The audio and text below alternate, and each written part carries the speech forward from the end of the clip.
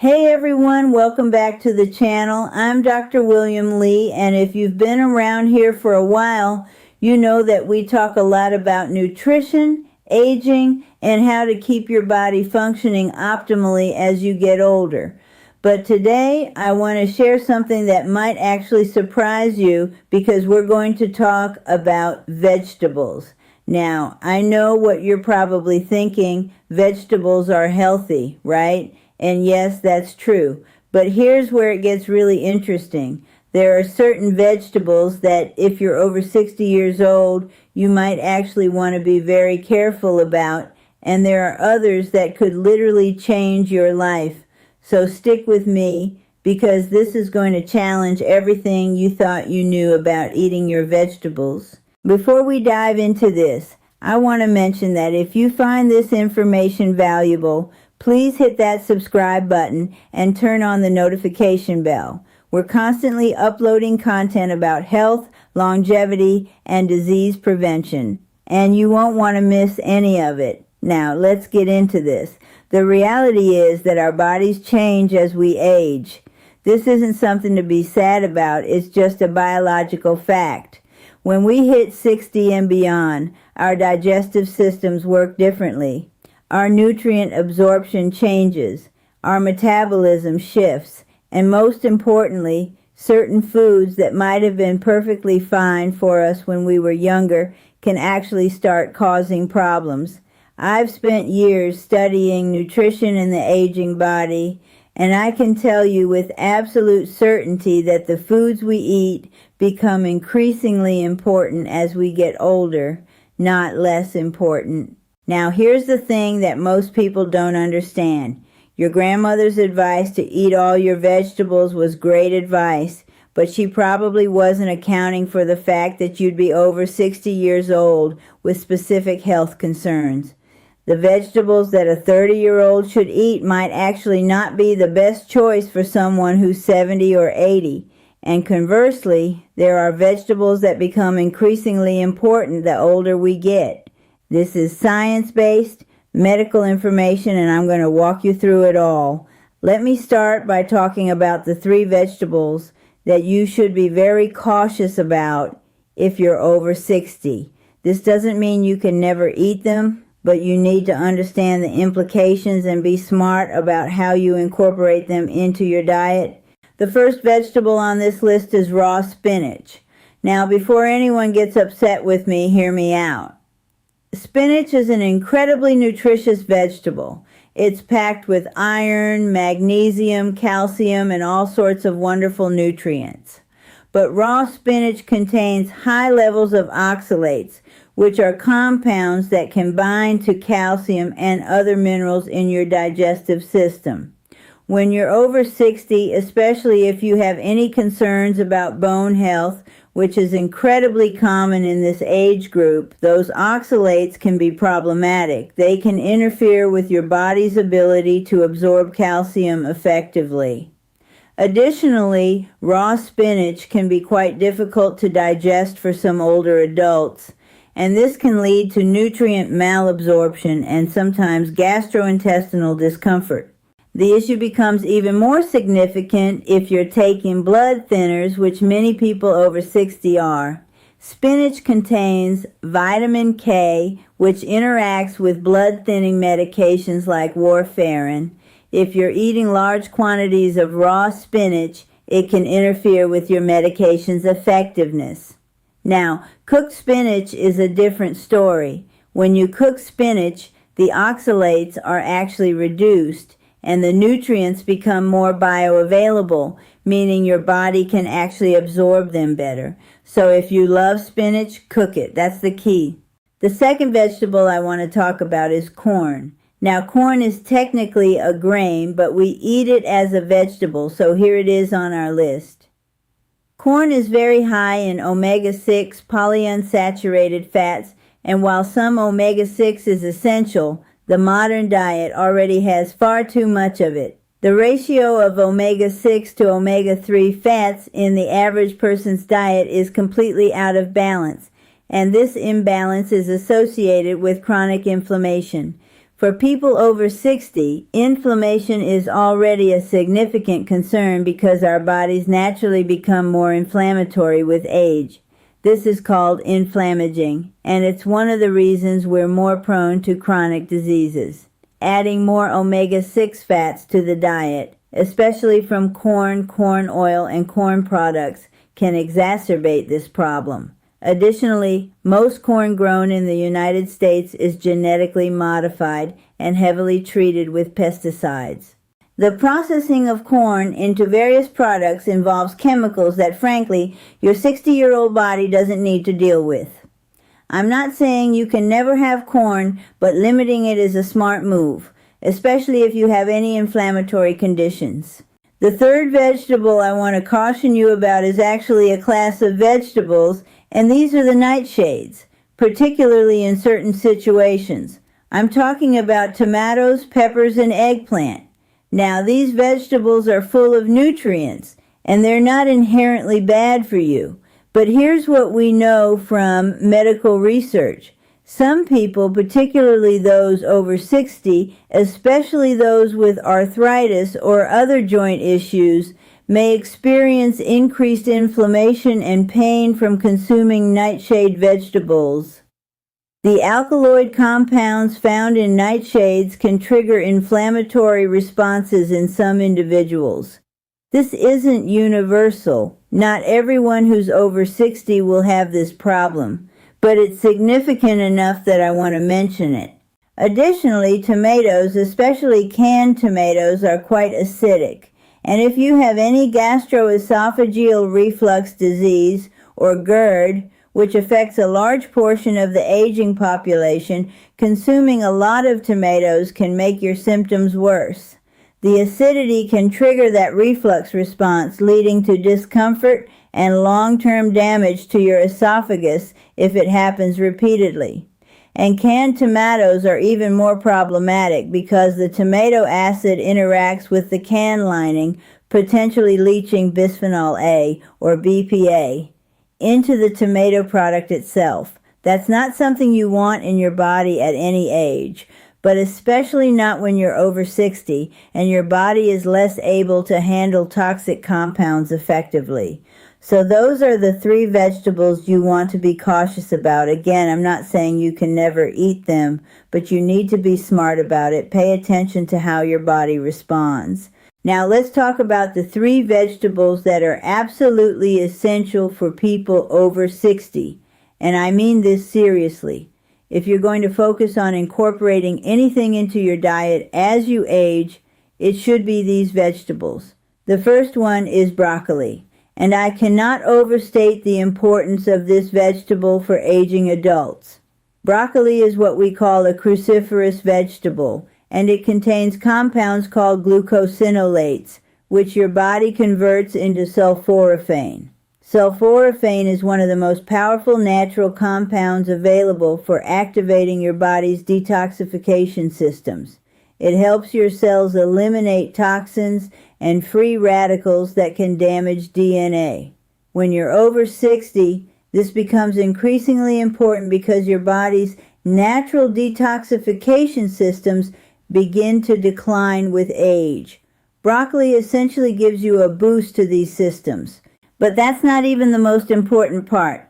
Broccoli is also rich in a compound called indole-3-carbinol, which helps balance your hormone levels, particularly estrogen metabolism. For women over 60 who are postmenopausal, hormone balance is critical for maintaining bone density, mood, and overall metabolic health. For men, it helps prevent prostate problems and maintains hormonal balance. Additionally, broccoli is loaded with vitamin C, which is essential for immune function, and vitamin K, which is absolutely critical for bone health. Studies have shown that adequate vitamin K intake is associated with better bone mineral density in older adults, which directly translates to fewer falls and fewer fractures. The way I recommend eating broccoli is raw or lightly steamed. You want to avoid cooking it until it's mushy because that destroys the glucosinolates. A light steam for about 3 to 4 minutes is perfect. This allows the nutrients to be preserved while making the vegetable slightly easier to digest than if it were completely raw. I suggest aiming for at least 3 to 4 servings of broccoli per week, and 1 serving is about the size of your fist. The second essential vegetable for people over 60 is leafy greens, specifically darker varieties like kale, collard greens, and Swiss chard. We talked about spinach being problematic when raw, but these other dark leafy greens are safer choices, especially when raw. They're packed with micronutrients that are essential for aging bodies. Kale, in particular, is absolutely extraordinary. It contains lutein and zeaxanthin, which are compounds that accumulate in your eye tissues and literally protect your vision. Age-related macular degeneration is one of the leading causes of blindness in older adults. An adequate intake of lutein and zeaxanthin can reduce your risk of this condition significantly. Kale is also rich in compounds that support cardiovascular health. It contains kaempferol, a flavonoid that has been shown in research to reduce inflammation and improve heart function. When you're over 60, heart disease is a major concern, and anything you can do to support your cardiovascular system is worth doing. Kale also contains sulforaphane, just like broccoli, so you're getting that powerful detoxification support as well. Collard greens and Swiss chard are similarly nutrient dense. Collard greens are incredibly high in vitamin K and contain compounds that support your digestive health. Swiss chard contains betalains, which are unique antioxidants that protect your cells from damage. All of these greens are also rich in magnesium, and this is incredibly important. Magnesium is involved in over 300 enzymatic reactions in your body, and most people over 60 are magnesium deficient. This deficiency contributes to muscle weakness, bone loss, poor sleep, and mood problems. By eating adequate dark leafy greens, you're replenishing this critical mineral. I recommend eating a large salad with mixed dark leafy greens at least 5 days a week. And here's a tip: variety is key. Don't just eat the same green all the time. Rotate between kale, collards, arugula, mustard greens, and Swiss chard. Each one has slightly different nutrient profiles, and you want to maximize the diversity of nutrients you're consuming. The third essential vegetable for people over 60 is cruciferous vegetables beyond broccoli, specifically Brussels sprouts and cabbage. Brussels sprouts are absolutely phenomenal for aging bodies. They're rich in vitamin C, vitamin K, and fiber, all of which are critical as we age. But more importantly, Brussels sprouts contain a compound called kaempferol, which has been shown in research to have anti-inflammatory and anti-cancer properties. When you're over 60, cancer risk is something that becomes increasingly significant, and anything you can do to reduce that risk is important. Brussels sprouts also support bone health. They contain vitamin K2, which is different from the vitamin K in leafy greens. Vitamin K2 is involved in bone mineralization and cardiovascular health. Studies have shown that adequate intake of vitamin K2 is associated with better bone density and fewer fractures in older adults. Additionally, Brussels sprouts are rich in compounds that support your liver function and detoxification processes.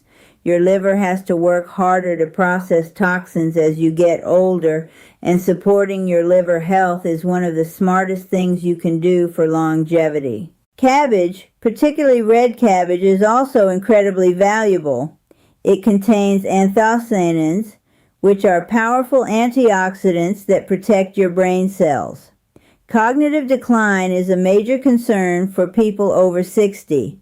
and anthocyanins have been shown to support brain health and reduce the risk of cognitive decline. Cabbage is also very gentle on the digestive system, making it easier for older adults to eat and digest. It's rich in glutamine, which heals the gut lining, and it contains compounds that support healthy gut bacteria, which becomes increasingly important as we age. I recommend eating Brussels sprouts at least twice a week. You can roast them in a little olive oil with some salt and pepper, and they become absolutely delicious. For cabbage, raw cabbage in a salad is great, or you can lightly cook it. A serving should be about the size of your fist, similar to broccoli. Now I want to talk about how to actually incorporate these vegetables into your life if you're not eating them regularly. One of the things I hear from people over 60 is that they struggle with eating vegetables regularly. It's not because they don't want to, but because of habit, taste preferences, or not knowing how to prepare them in ways that actually taste good. Start by picking one. Don't try to overhaul your entire diet at once. That never works. Pick one of these vegetables and figure out how to make it delicious to you. If you love kale, maybe you make a big salad with olive oil, lemon juice, and some salt.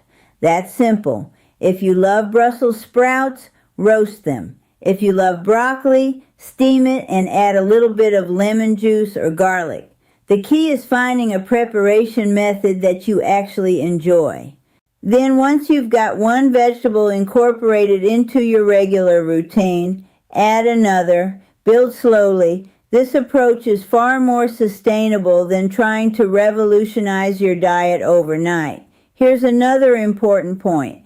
Many people over 60 have dental issues. If you're having trouble chewing raw vegetables, steaming them for a few minutes makes them much easier to chew without destroying the nutrients. Don't be afraid to soften your vegetables if you need to. Soft vegetables are better than no vegetables. I also want to talk about portions. You don't need to eat enormous quantities of vegetables. 3 to 4 servings of the recommended vegetables per week is a good target for most people over 60. A serving is roughly 1 cup of cooked vegetables or 2 cups of raw vegetables, or about the size of your fist. So we're talking about a broccoli side dish 3 times a week and a big salad 5 times a week, and you're already getting significant benefits. Let me also address something that people often ask me about. What if you have a sensitive digestive system? What if you have irritable bowel syndrome or Crohn's disease or some other digestive issue? Well, in those cases, you need to be even more careful about how you prepare and consume these vegetables. For people with sensitive digestive systems, cooked vegetables are generally better tolerated than raw vegetables. The cooking breaks down the cell walls and makes them easier to digest. You might also want to start with smaller portions and work your way up. Additionally, if you have a really sensitive system, you might want to focus on the cruciferous vegetables like broccoli and Brussels sprouts in smaller quantities. Some people with IBS find that cruciferous vegetables can cause bloating, particularly when eaten raw or in large quantities. If that's you, cook them thoroughly and eat smaller portions. Your digestive system is unique and you need to listen to it. Now I want to circle back to something I mentioned earlier, which is the importance of variety. The human body is incredibly adaptable, and it thrives on diversity. If you eat the same vegetable every single day, your body becomes accustomed to it, and you may not absorb all the nutrients as efficiently. By rotating between different vegetables, you're exposing your body to different nutrient profiles and different beneficial compounds. This is one of the secrets to optimal nutrition at any age, but especially as we get older. Let me also talk about the timing of when you eat these vegetables. There's some interesting research showing that the timing of nutrient intake can affect how well your body absorbs and utilizes those nutrients. For example, eating vegetables with a source of healthy fat like olive oil or avocado increases the absorption of fat-soluble vitamins like vitamins A, K, and E. So if you're eating a salad with dark leafy greens, drizzle it with a little olive oil. If you're eating roasted Brussels sprouts, a little olive oil or a pat of butter is actually beneficial because it helps your body absorb the nutrients. Similarly, eating vegetables with a source of vitamin C can increase the absorption of iron from the vegetables. So if you're eating spinach, have some broccoli or tomatoes alongside it to boost your iron absorption. This is basic nutritional science that can make a significant difference in how well your body actually utilizes the nutrients you're consuming. Here's something else that's important. As we age, our stomach acid production decreases, which can affect nutrient absorption. This is one of the reasons I recommend cooking some vegetables rather than eating everything raw. Cooking breaks down the cell walls and makes nutrients more bioavailable, which is especially important when you're dealing with decreased stomach acid. Additionally, many people over 60 take medications that can interfere with nutrient absorption. If you're taking any medications, especially medications for acid reflux or certain antibiotics, you might want to discuss with your doctor how this affects your nutrient absorption and whether you need to be strategic about when you eat certain vegetables in relation to your medication. I also want to address the elephant in the room, which is organic versus conventional produce. Look, organic is better in an ideal world, but here's the reality. Eating conventional produce is vastly better than not eating vegetables at all. If you can afford organic, great. Focus on buying organic versions of the vegetables from the Dirty Dozen list, which includes produce with the highest pesticide residue, but don't let the organic question paralyze you. A non-organic broccoli is infinitely better than no broccoli. Let me also talk about frozen vegetables. A lot of people think that frozen vegetables are inferior to fresh, but that's actually not true. Frozen vegetables are often frozen very soon after harvest, which means they retain their nutrient value. In some cases, they can have even higher nutrient content than fresh produce that's been sitting in your refrigerator for a week or two. So if frozen vegetables are more convenient for you, that's perfectly fine. Buy them. Use them. One of the biggest mistakes I see people making as they age is becoming less adventurous with their food. They get stuck in routines, eating the same things over and over again. This is a missed opportunity. Try new vegetables. If you've never had lacinato kale, try it. If you've never had red cabbage, try it. If you've never had Romanesco broccoli, try it. Mixing things up keeps your body engaged and ensures you're getting a broad spectrum of nutrients. Now, let me give you some practical meal ideas that incorporate these vegetables. For breakfast, you could have an omelet with sautéed broccoli and some spinach. For lunch, a large salad with mixed dark leafy greens, some roasted Brussels sprouts, and a little olive oil and lemon juice. For dinner, steamed broccoli and cabbage slaw alongside your protein of choice. These are simple, straightforward meals that don't require a lot of cooking skill. Here's something else I want to mention. The benefits of eating these vegetables are cumulative and long-term. You're not going to feel dramatically different after eating broccoli once.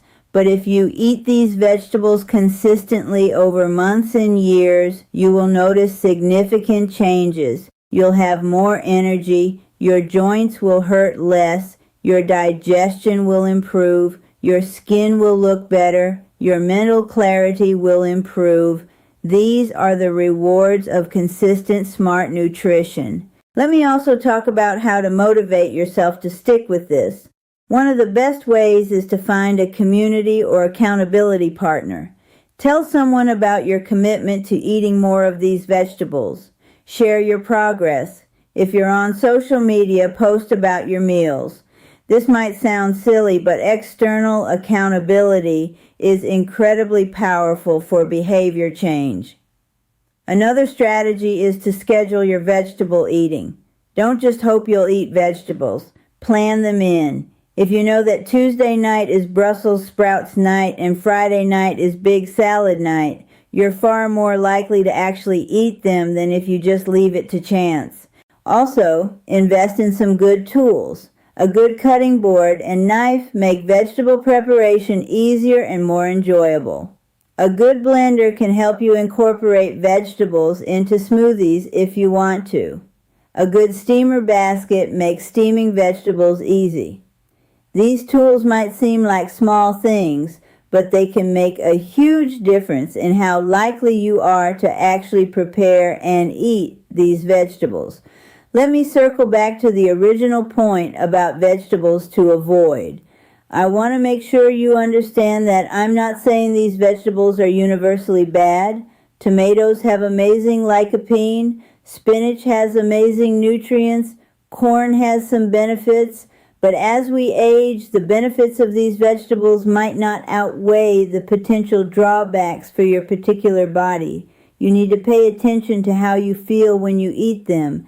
If you eat raw spinach and feel fine, keep eating it. If you eat tomatoes and your reflux gets worse, maybe limit them. This is about personalization.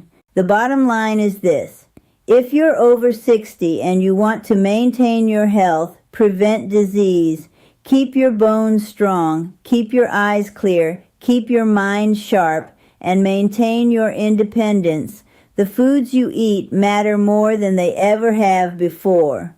These three vegetables, broccoli, leafy greens, and cruciferous vegetables like Brussels sprouts and cabbage, are nutritional powerhouses that can literally change the trajectory of your health, and avoiding or limiting the three vegetables I mentioned, raw spinach, corn, and nightshades if they cause you problems, can prevent unnecessary inflammation and digestive issues.